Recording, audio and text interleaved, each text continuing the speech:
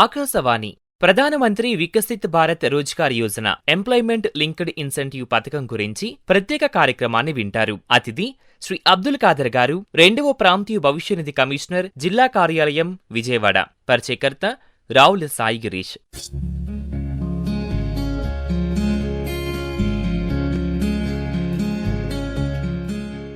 ఒక ఉద్యోగం ఒక కుటుంబాన్ని మార్చగలదు. ఒక అవకాశం ఒక యువత జీవితాన్ని వెలుగులోకి తేగలదు. దేశాభివృద్ధి అంటే కేవలం భవనాలు, రోడ్లు కాదు. ప్రతి పౌరుడికి ఆర్థిక స్వావలంబన కలిగించడమే నిజమైన అభివృద్ధి. ఆ దిశగా కేంద్ర ప్రభుత్వం ఎంప్లాయ్మెంట్ లింక్డ్ ఇన్సెంటివ్ స్కీమ్ ప్రధానమంత్రి వికసిత్ భారత్ రోజ్గార్ యోజన పథకాన్ని ప్రారంభించింది. ఈనాటి మన కార్యక్రమంలో ఈ విప్లవాత్మక పథకం వెనుక ఉన్న ఆలోచనలు, లక్ష్యాలు, అమలు విధానం, యువతకు లభించే ప్రయోజనాలు వంటి అంశాల గురించి మనకందించేందుకు ఈ రోజు మన ఆకాశవాణి స్టూడియోస్ కి 2వ ప్రాంతీయ భవిష్య నిధి కమిషనర్, జిల్లా కార్యాలయం, విజయవాడ నుండి శ్రీ అబ్దుల్ ఖాదర్ గారు విచ్చేసి ఉన్నారు. వారితో మనం మాట్లాడి పూర్తి సమాచారాన్ని తెలుసుకుందాం. సార్ నమస్కారం. సార్ నమస్కారం అండి. ముందుగా ఆకాశవాణి శ్రోతలందరికీ నమస్కారం. అబ్దుల్ ఖాదర్ గారు, అసలు ప్రధానమంత్రి Viksit Bharat Rozgar Yojana employment linked incentive పథకం అంటే ఏంటి? దీని యొక్క ప్రధాన లక్ష్యం ఏంటి? పిఎం వికసిత్ భారత్ రోజ్గార్ యోజన అనేది ఉద్యోగ సృష్టిని ప్రోత్సహించే పథకం అండి. ఇది కొత్తగా ఉద్యోగ నియామకాలను చేయడానికి సంస్థలను కూడా ఎంకరేజ్ చేస్తున్నాయి. దీంతో మొదటిసారిగా ఉద్యోగంలో ప్రవేశించిన వారికి ప్రోత్సాహము, సామాజిక భద్రతా వ్యవస్థలో ఉద్యోగులను చేర్చడం, ఆర్థికంగా బలమైన శ్రామిక శక్తిని అభివృద్ధి చేయడం దీని యొక్క లక్షణం. ప్రత్యేకంగా తయారీ రంగానికి మద్దతు 4 సంవత్సరాలు ఉంటుంది. దీంట్లో ఉద్యోగం, నైపుణ్యాభివృద్ధి, ఆత్మనిర్భరతకు తోడ్పడతాయి. సార్, మనమైతే కనుక వికసిత్ భారత్ సాకారం కోసం అడుగులు వేస్తూ ఉన్నాం 2047 కి ఆ లక్ష్యాన్ని పెట్టుకుని. మరి ఆ లక్ష్యాన్ని చేరుకోవడంలో ప్రధానమంత్రి Viksit Bharat Rozgar Yojana employment linked incentive scheme అనేది వికసిత్ భారత్ సాకారానికి ఏ విధంగా దోహదం చేస్తుందంటారు?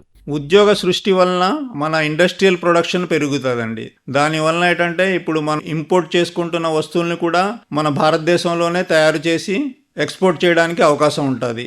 శ్రామికుల యొక్క నైపుణ్యాన్ని కూడా పెరుగుతుంది. దీనివలన నిరుద్యోగ యువతకు ఉపాధి అవకాశాలు కలుగుతాయండి. దీనివలన తయారీ రంగ అభివృద్ధి ద్వారా స్వదేశీ ఉత్పత్తుల పెంపు, సామాజిక భద్రత కల్పన ద్వారా సమాజం అభివృద్ధి చెందుతుందండి.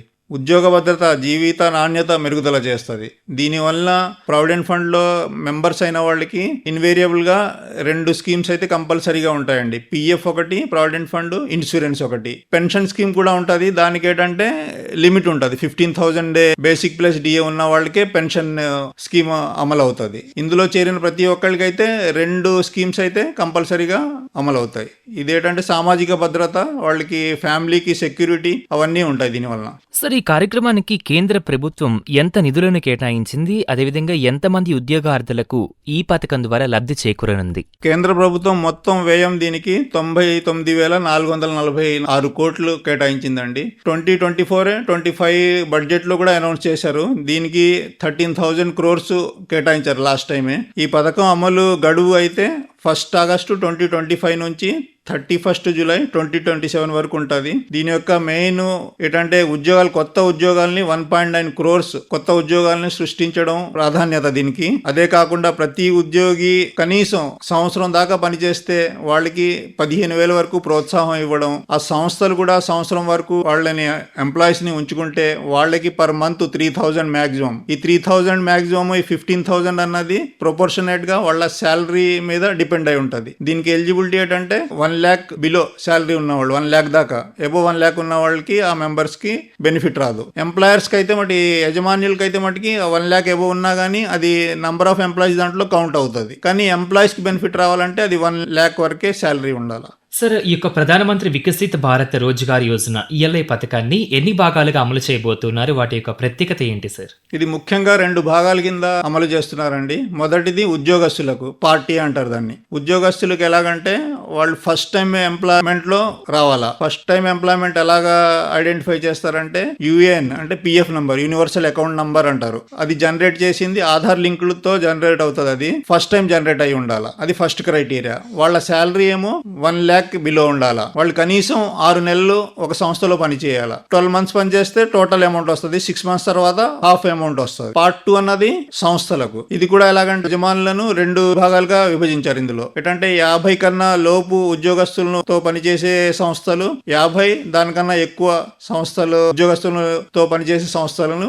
2 కేటగిరీలుగా చేశారు. ఈ 50 బిలో 50 ఉన్న వాళ్ళు కనీసం 2 ఎంప్లాయ్మెంట్ లో తీసుకోవాలా. 50+ ఉన్న వాళ్ళు మినిమం 5 ఎంప్లాయీస్ ని తీసుకోవాలా, కొత్త ఉద్యోగస్తులు లేదంటే వేరే వాళ్ళైనా సరే. వాళ్ళ కౌంటింగ్ లో మటుకి యావరేజ్ తో 5 ఎక్స్ట్రా అవ్వాలి. ఈ యావరేజ్ కూడా ఎలా చూస్తారంటే లాస్ట్ 12 months, సపోజ్ ఆగస్ట్ 2024 నుంచి జూలై 25 వరకు 12 months యావరేజ్ చూస్తారు. సపోజ్ ఏ సంస్థ అయినా సరే ఆ జూలై 24 లో రిజిస్టర్ అవ్వలేదు అనుకోండి, దాన్ని ఎన్ని మంత్స్ అయితే ఉన్నాయో ఆ మంత్ తో యావరేజ్ తీసుకుంటారు. ఇందులో సంస్థలకి ఇంకోటి అండి, ఇప్పుడు దీని తర్వాత ఈ స్కీమ్ స్టార్ట్ అయిన తర్వాత రిజిస్టర్ చేసుకున్న సంస్థలకు కూడా వర్తిస్తుంది. కానీ వాళ్ళు కంపల్సరీగా స్టాట్యుటరీగా రిజిస్టర్ అవ్వాలి. స్టాట్యుటరీగా అంటే 20 ఎంప్లాయీస్ ఉండవలసి వస్తుంది. అదే 20 కన్నా బిలో ఉన్నారనుకోండి వాళ్ళు, అది వాలంటరీ రిజిస్ట్రేషన్ అంటారు అనమాట. వాళ్ళు కంపల్సరీగా 31st జూలై 2025 లోపల రిజిస్టర్ చేసుకుంటేనే వాళ్ళకి బెనిఫిట్ వస్తుంది. ఎవరు వాలంటరీ రిజిస్ట్రేషన్ వాళ్ళకి, బిలో 20 ఎంప్లాయీస్ ఉన్న వాళ్ళకి. అబో 20 ఎంప్లాయీస్ ఉన్న వాళ్ళకైతే తర్వాత అయినా సరే వాళ్ళు రిజిస్టర్ చేసుకుని ఉండి దాని ప్రకారం కొత్త ఎంప్లాయీస్ ని తీసుకుంటే వాళ్ళకి బెనిఫిట్ వస్తుంది. సార్, మరి ఈ బెనిఫిట్స్ అనేటివి ఆ ఉద్యోగి ప్రభుత్వ ఉద్యోగి అయి ఉండాలా, లేకపోతే ప్రైవేట్ రంగంలో కూడా పనిచేసే వాళ్ళకి ఈ యొక్క పథకం అనేది వర్తిస్తుందా? ఇది మోస్ట్లీ ప్రైవేట్ రంగంలోని ఉద్యోగస్తులకే వర్తిస్తుందండి. ప్రధాన క్రైటీరియా ఏంటంటే పిఎఫ్ రిజిస్టర్ అయిన సంస్థల్లో పనిచేయాలా. పిఎఫ్ రిజిస్టర్ అయిన సంస్థలు ఏంటంటే ప్రభుత్వ రంగ సంస్థలు కూడా ఉంటాయి. ఇప్పుడు ఆర్టీసీ ఉంది, అది కూడా పిఎఫ్ రిజిస్టర్ అయిన సంస్థే. అలా పబ్లిక్ సెక్టర్ ఎన్టీపీసీ ఉంది, వాళ్ళు సపరేట్ ట్రస్ట్ అవి మెయింటైన్ చేస్తారు. కానీ పిఎఫ్ లో అయితే రిజిస్టర్ అయి ఉంటుంది, వాళ్ళందరికీ వర్తిస్తుంది. ప్యూర్ గా గవర్నమెంట్ సర్వీస్ లో ఉన్న వాళ్ళకి వర్తించదు, వాళ్ళకి ఈపీఎఫ్ ఉండదు, జీపీఎఫ్ ఉంటుంది కాబట్టి. సార్, సంస్థలు ఈ పథకాన్ని ఏ విధంగా ఉపయోగించుకోవచ్చు, వాటికి ఎలాంటి ప్రోత్సాహకం అనేది లభిస్తుంది సార్? సంస్థలకైతే 2 కేటగిరీలుగా విభజించారు. 50 కన్నా తక్కువ మందిని ఎంప్లాయ్ చేసేవాళ్ళు ఒక కేటగిరీ, 50 కన్నా ఎక్కువ ఉన్న వాళ్ళు సెకండ్ కేటగిరీ. ఫస్ట్ కేటగిరీలో ఎలాగంటే మినిమం 2 ఎంప్లాయీస్, ప్రీవియస్ స్ట్రెంత్ ని బట్టి ఇంకో 2 ఎంప్లాయీస్ ని రిక్రూట్ చేయాలా ఎలిజిబిలిటీ రావాలంటే. అదే 50+ ఉన్న వాళ్ళు మినిమం 5 ఎంప్లాయీస్ ని చేయాలా. వాళ్ళకి కూడా అలాగే per month 3,000, అది 6 months తర్వాత క్రెడిట్ అవుతుంది వాళ్ళకి. ఇది మంచి అవకాశం అండి సంస్థలకు గానీ, కొత్తగా చేరాలనుకునే వాళ్ళకి గానీ ఈ పథకం చాలా ఉపయోగపడుతుంది. దీనికి ఆల్రెడీ పబ్లిసిటీ చేస్తున్నాం ప్రతి చోటను. ఇండస్ట్రియల్ క్లస్టర్స్ లో కానీ, మళ్ళీ పెద్ద పెద్ద సంస్థల్లో వెళ్ళి వాళ్ళు అక్కడ ఉన్న డిఫరెంట్ టైప్స్ ఆఫ్ ఎంప్లాయీస్ ఉంటారు. వాళ్ళు కాంట్రాక్ట్ ఎంప్లాయీస్ ఉంటారు, డిఫరెంట్ కాంట్రాక్టర్స్ ఉంటారు. మొత్తం అందరికీ అవేర్నెస్ కండక్ట్ చేస్తున్నాం, ఫిజికల్ గా కూడా చేస్తున్నాం, వెబినార్స్ అవి పెట్టి కూడా మొత్తం అవగాహన కల్పిస్తున్నాం ఉద్యోగస్తులకు, యజమానులకు, అందరికీను. అబ్దుల్ ఖాదర్ గారు, మరి ఉద్యోగి జీతం ఎంతవరకు ఉంటే సంస్థలు ఈఎల్ఐ పథకం ద్వారా వచ్చే ప్రోత్సాహకాలను పొందగలవు? ఉద్యోగస్తులు దీంట్లో అర్హత సంపాదించాలంటే 1 lakh వరకు జీతం ఉండాలండి. ఇందులో 3 కేటగిరీస్ గా విభజించారు. 10,000 వరకు జీతం ఉన్న వాళ్ళ ఒక కేటగిరీ, 10,000 నుంచి 20,000 వరకు ఉన్న ఎంప్లాయీస్ ఇంకో కేటగిరీ, 20,000 to 1 lakh ఉన్న వాళ్ళ కేటగిరీ. 20,000 to 1 lakh ఉన్న కేటగిరీ వాళ్ళకి పర్ మంత్ 3,000 ఎంప్లాయర్ కి, వీళ్ళకి కూడా 7,500 ఆ లెక్కనే వస్తుంది అలాగా. అదే 10,000 వరకు ఉన్న వాళ్ళకి ఎంప్లాయర్ కి 1,000, 10,000 to 20,000 ఉన్న వాళ్ళకి పర్ మంత్ 2,000. సార్, ఇప్పుడు దాకా మనం మాట్లాడిన దాన్ని బట్టి చూస్తే కనుక ఈ యొక్క ఈఎల్ఐ స్కీమ్ కింద తయారీ రంగానికి ప్రత్యేక ప్రాధాన్యతలు ఇచ్చారని చెప్పి మనకు తెలుస్తూ ఉంది. మీరు కూడా ఇందాక ప్రస్తావించారు. మరి ఎందుకు ఈ తయారీ రంగానికి ప్రత్యేక ప్రాధాన్యం ఇవ్వడం జరిగిందంటారు? తయారీ రంగానికి ప్రాధాన్యత ఇవ్వడానికి మెయిన్ కారణం ఏంటంటే అండి, మేక్ ఇన్ ఇండియా ఆల్రెడీ అమల్లో ఉంది. అది ఇంకా దాన్ని బూస్ట్ చేయడానికి, తయారీ రంగానికి ప్రోత్సహిస్తే మనం ఇంపోర్ట్ మీద డిపెండ్ అవ్వకుండా మనమే సెల్ఫ్ సఫిషియెంట్ గా ఏమైనా ప్రొడక్షన్స్ అవన్నీ చేయడానికి, ఇంకా సర్ప్లస్ అవుతే ఎక్స్పోర్ట్ చేయడానికి అవకాశం ఎక్కువ ఉంటుందని చెప్పి తయారీ రంగానికి ఎక్కువగా ప్రోత్సహిస్తున్నారు. దీనివల్ల తయారీ రంగంలో ఉద్యోగస్తుల నైపుణ్యం కూడా పెరుగుతుంది. సార్, మరి ఈ ప్రోత్సాహకాన్ని ఉద్యోగార్థులకి మరియు సంస్థలకి ఏ విధంగా చెల్లించనున్నారు? అంటే మనకి ఏమైనా డీబీటీకి సంబంధించిన ప్రక్రియ ఎలా ఉంటుందంటారు? ఇది పూర్తిగా ట్రాన్స్పరెంట్ మేనర్ లో జరుగుతుందండి. ఎంప్లాయీస్ ఉద్యోగస్తులకు అయితే మటుకి వాళ్ళు UAN based direct benefit transfer, Aadhaar linked bank account ఏ ఉందో దానికి ట్రాన్స్ఫర్ అవుతుంది. అదే సంస్థలకైతే వాళ్ళు PAN linked bank account number ఏముందో ఆ సంస్థ, సపోజ్ ప్రొపరేటరీ కన్సర్న్ ఉందనుకోండి, ప్రొపరేటర్ పాన్ తో ఉంటది. అదే పార్ట్నర్షిప్ ఫామ్ ఉందనుకోండి, పార్ట్నర్షిప్ ఫామ్ కి సపరేట్ పాన్ నంబర్ ఉంటుంది. ఆ పాన్ నంబర్ తో బ్యాంక్ అకౌంట్ ఏదైతే ఉందో ఆ సంస్థలో దానికి ట్రాన్స్ఫర్ అవుతుంది. అదే ప్రైవేట్ లిమిటెడ్ ఉందనుకోండి, కంపెనీ మీద సపరేట్ గా పాన్ నంబర్ ఉంటుంది ప్రైవేట్ లిమిటెడ్ కి, ఆ పాన్ నంబర్ కి అనుసంధానించి ఉన్న బ్యాంక్ అకౌంట్ ఉంటుంది, ఆ అకౌంట్ కి ట్రాన్స్ఫర్ అవుతుంది. ఇది చాలా ట్రాన్స్పరెంట్ మేనర్ లో జరుగుతుంది డైరెక్ట్ బెనిఫిట్ ట్రాన్స్ఫర్. సార్, మరి ఈ యొక్క పథకానికి సంబంధించి ఇక ఉద్యోగార్థులకి ఏమన్నా సందేహాలు ఉంటే కనుక అవి నివృత్తి చేసుకోవాలంటే వారు మిమ్మల్ని ఏ విధంగా సంప్రదించాలి? ఎవ్రీ మంత్ 27న నిధి ఆప్కే నికట్ అని మేము ఇండస్ట్రియల్ ఏరియాస్ లో కానీ వేరే చోట కానీ ఎవ్రీ మంత్ ఒక చోట కండక్ట్ చేస్తున్నాం. మొత్తం పూర్తి అవగాహన చేస్తాం. కొత్తగా రిజిస్ట్రేషన్ చేసుకున్న వాళ్ళకి, ఆల్రెడీ ఎగ్జిస్టింగ్ ఎంప్లాయీస్ ఎవరైనా ఉంటే వాళ్ళ ఇష్యూస్ ఏమైనా ఉంటే ప్రాబ్లమ్ సాల్వ్ చేస్తామండి. అలా కాక ఆల్ వర్కింగ్ డేస్ లో ఆఫీస్లో అయితే సపరేట్ పిఆర్ఓ వింగ్ ఉంటుంది. దానికి ఏ విషయం అయినా సరే మీకు గైడ్ చేస్తారు. గ్రీవెన్స్ ఉంటే రిజాల్వ్ చేస్తారండి. టోల్ ఫ్రీ నెంబర్ ఉందండి 14470. సార్, కార్యక్రమంలో చివరిగా ఈ పథకం భారతదేశ యువతకు ఉపాధి భద్రత, ఆర్థిక స్వావలంబన వంటి అంశాలలో ఎంతవరకు ఉపయోగపడుతుంది? మీ యొక్క సందేశం సార్. ఈ పథకము యువతకు శ్రేష్టమైన అవకాశం అండి.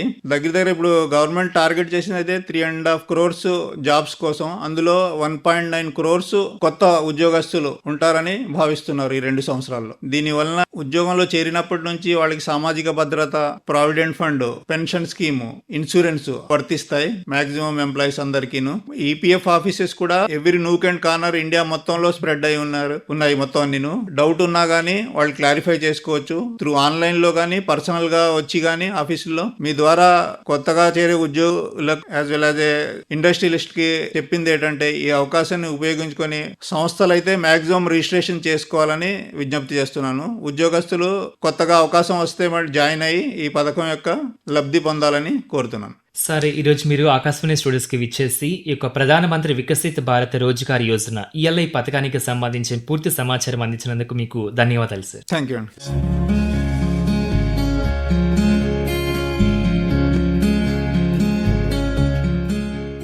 ఇంతవరకు ప్రధానమంత్రి Viksit Bharat Rozgar Yojana employment linked incentive పథకం గురించి ప్రత్యేక కార్యక్రమాన్ని విన్నారు. అతిథి శ్రీ అబ్దుల్ ఖాదర్ గారు, 2వ ప్రాంతీయ భవిష్య నిధి కమిషనర్, జిల్లా కార్యాలయం, విజయవాడ. పరిచయకర్త రావుల సాయి గిరీష్. ఈ కార్యక్రమం ప్రాంతీయ వార్తా విభాగం, ఆకాశవాణి విజయవాడ కేంద్ర సమర్పణ.